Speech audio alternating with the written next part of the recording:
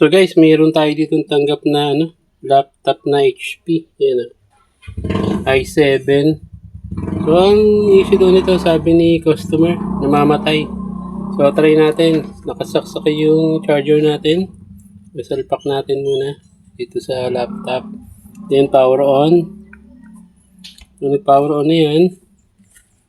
So meron na rin ilaw yung indicator niyan dito. Side. Yan lumabas yung logo. So yun, nagbo-boot na.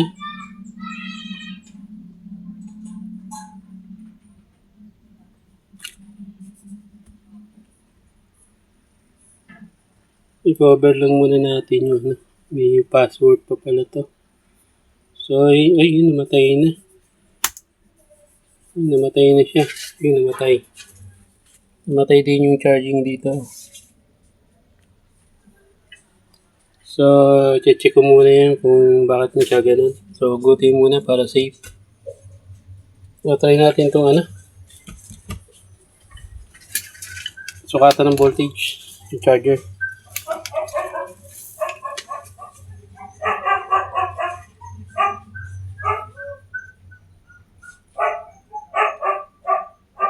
So, yan. Meron tayo 19 volts.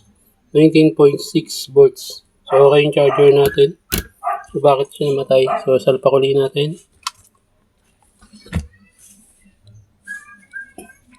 So, nag-indicator na yun ng charging. Oh. So, power on ulit natin.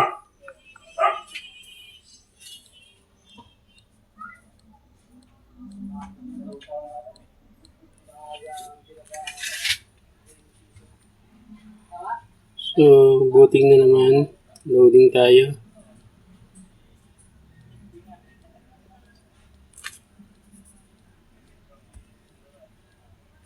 Hintayin lang natin ulit.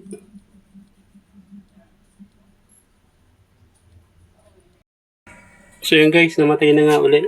So yun nag-off siya. Pati ilaw ng charging indicator wala rin. So yun, ibubuksan natin yun para ma-check natin yung loob. Buksan na natin. So nakita natin appearance ng battery. Lobo yung gitna.